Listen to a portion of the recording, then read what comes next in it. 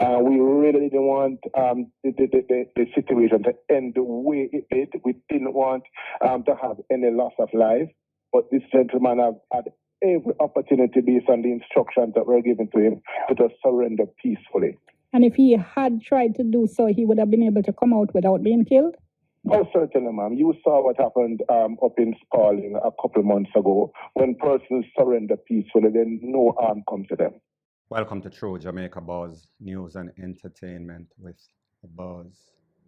The audio that you just heard is of an interview that was done by the top cop that was on that mission in that shootout that took place in Mandeville, Manchester yesterday with an ex-cop known as BROWNMAN. The cop was doing an interview with Dean Jackson Miller, and he was explaining that, listen, he gave this man every opportunity to surrender, and if he had surrendered, he would have been okay. He also gave an example of a next incident in which those persons also surrendered, and surprisingly, they came out not on the opposite side of life. So people, what we see is a level of professionalism that was being displayed by the JCF, where a lot of persons are saying that whenever the police go for you, it is pretty much a warrant of death.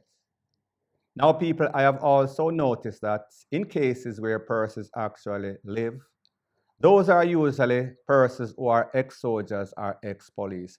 Don't know if it is coincidental or it is just those were the lucky ones who happen to be either ex-members of the JSF or JDF or have some sort of family member.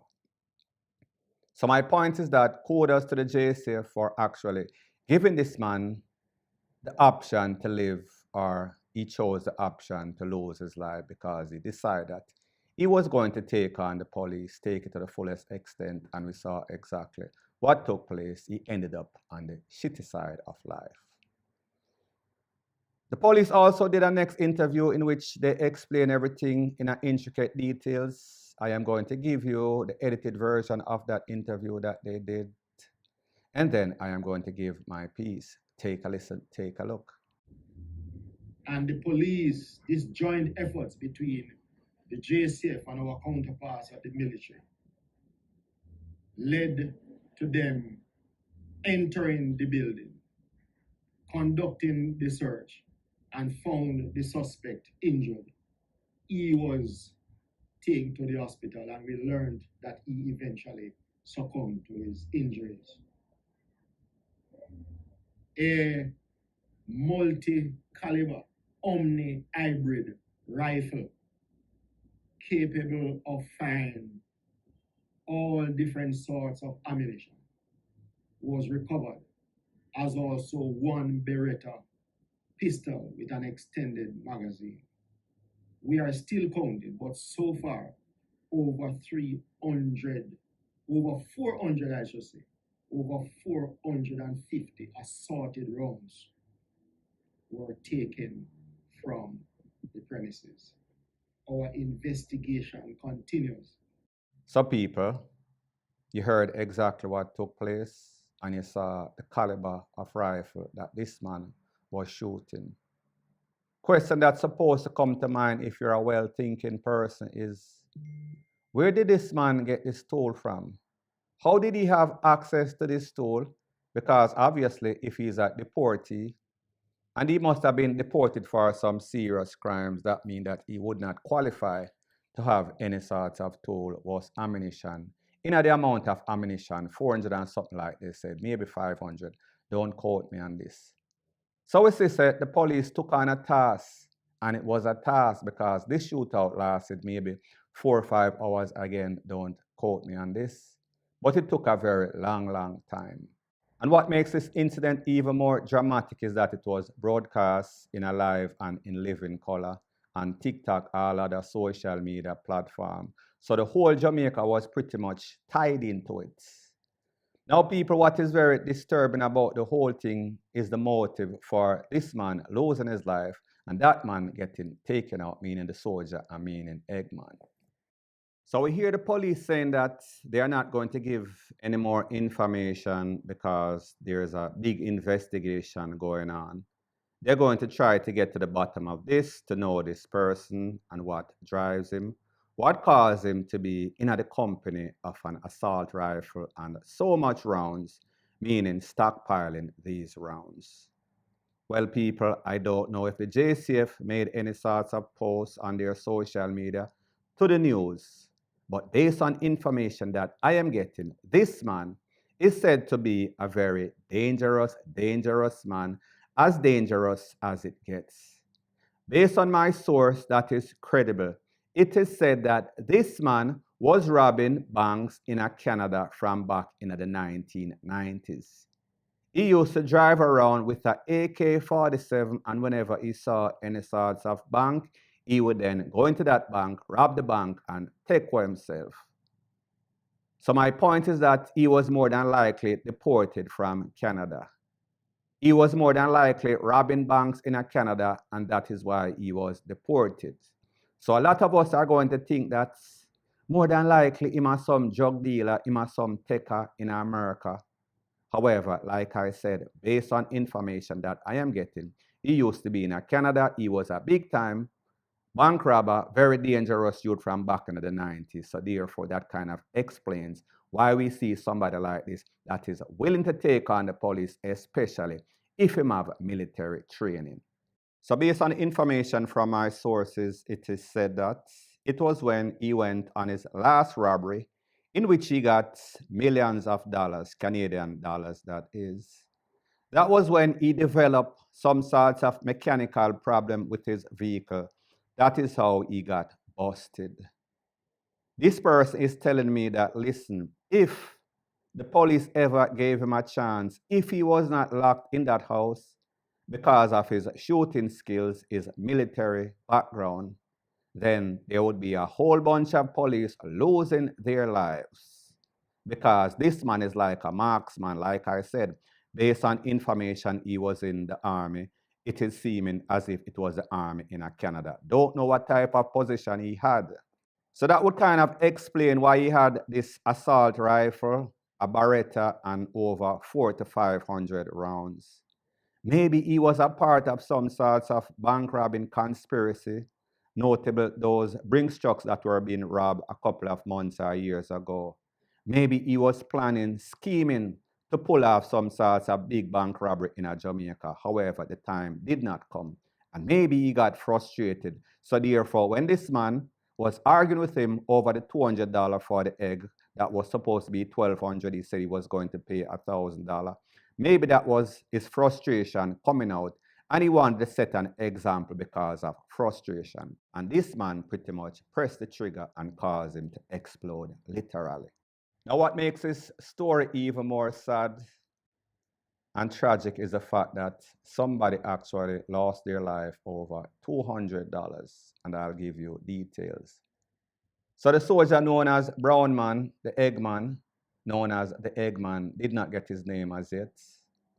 So pretty much he was selling eggs. He was selling a tray of eggs, which the JDF, ex-JDF soldier thought should have been $1,000, but the man make him know, say, listen, inflation, cost of living. He did not say those specific words. So it seems as if there must have been some sort of discrepancy, some sort of argument, verbal altercation. It is said that the ex-soldier then left, went for his gun, and blazed up this Eggman. There are also news or rumors going around that 2 other persons got shot. Cannot confirm this as I speak. We know say Eggman is gone, and we know say BROWNMAN is gone at the hands of the police, or pretty much take away him whole self. So over $200, somebody lost their life. Some family is in distress, traumatized. BROWNMAN family, even though BROWNMAN put himself in the predicament in which he put himself in.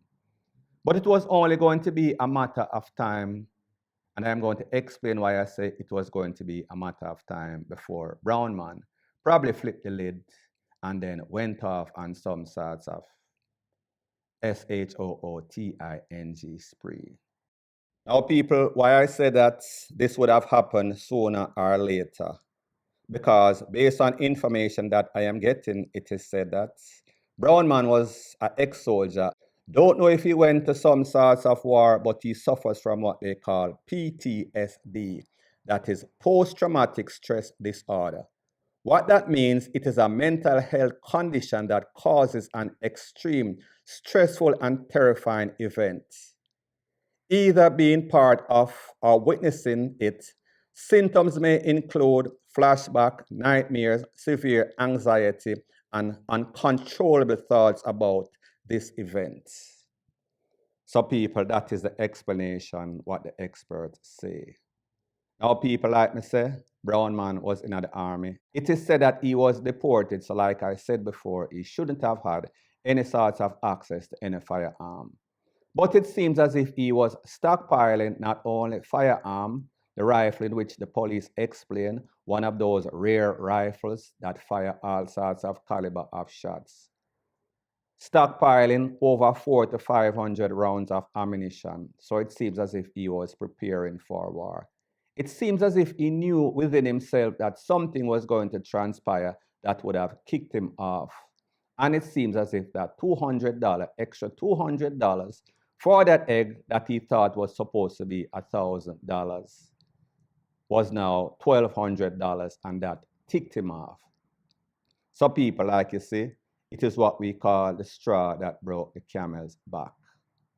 So based on information that is also out there, it is said that BROWNMAN, the ex-soldier, made a couple of posts just before he lost his life. Cannot verify or validate that that is true. However, if you look at the screen, these are some of the posts that were allegedly made. Probably is or was made by him. The first one says, "Me no take violation or disrespect from no boy. You will pay the ultimate price for crossing a certain line." The next post said, "The time has come to separate men from boys." The next one said, "Lord, thank you for everything that you have done." So people, we see there are conflicting posts. On one post, he is thanking the Lord for all that he has done. And he said, you will pay the ultimate price, not the Lord, whomever crossed the line. And it seems as if BROWNMAN line was crossed by the Eggman. Based on information that I am getting, it is said that during that argument, the Eggman told BROWNMAN to go on SYM. You know exactly what that means. And people, that is now a played out cliche thing in Jamaica. That is what persons said whenever they are upset with anybody. So therefore, where at first, back in a couple of decades or so, persons would take that personal. It is now something that everybody says it is the only line of defense for anybody. However, whenever you suffer from what I told you about, and then somebody crosses that line, especially when you were stockpiling, especially when you have the caliber of rifle, it makes you seem as if you're omnipowerful, omnipotent, and you cannot be touched. Not thinking about the consequences, that is what kind of ticked off BROWNMAN. So people, don't get it twisted, don't get it misconstrued. It is never justified to take away anybody's life, unless, of course, it is self-defense. But when you take away somebody for $200, it just tells you that it was the straw that broke the camel's back.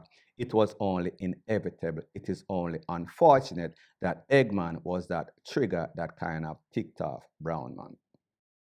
Now, there was also a next video making its round on social media, and it was when the wife or spouse of Eggman came, looking at BROWNMAN as he lay there in the back of the police van.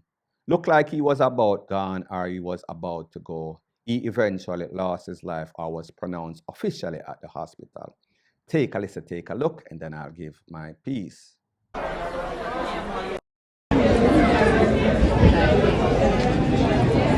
Serve.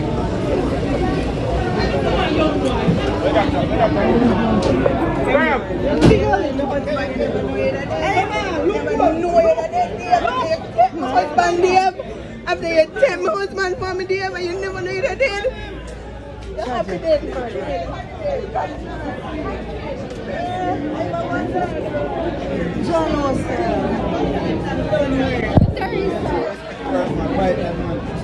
Now, people, when we think about this event and the chaos and catastrophe that it caused, 5 hours wasted had the whole Jamaica upon lockdown. This is what we call tragic in every sense of the word. Meaning, taking away the resources of the JCF. Meaning, taking away a family member of Eggman, friends and family are now going to be traumatized. Meaning, even BROWNMAN's family. Because even if you are the devil, you still have family who might be good people, and might be is the operative word because I don't know anything else. It is just tragic, tragic, tragic. An ex-deportee that is going to label deportees that maybe just come back from America, come back from UK, come back from Canada because they overstayed their visa. Now, deportees are going to be looked at in an even worse light. What makes this all so tragic is that when this incident took place, some people on social media, especially TikTokers, and specifically one dancehall artist known as Silk Boss. So Silk Boss made a couple of posts on social media in which he was glorifying the badness of BROWNMAN, saying that had BROWNMAN had a second with him, they might have won the war, which was going to be impossible. They were pretty much cornered. It was over. It was only going to be a matter of time. So people, I am going to let you take a look to both posts that Silk Boss made, and then I'll give my piece. Keeping up with Silk Boss and the Mandeville shooter. Like him. Then get where, you know? Bro, me I tell you, say, if a dog did just have a second like him, bro, just mark me tell you, say, the man them get where, bro. The one man, bro. One man have them weeks of 5 bumbo clot over there.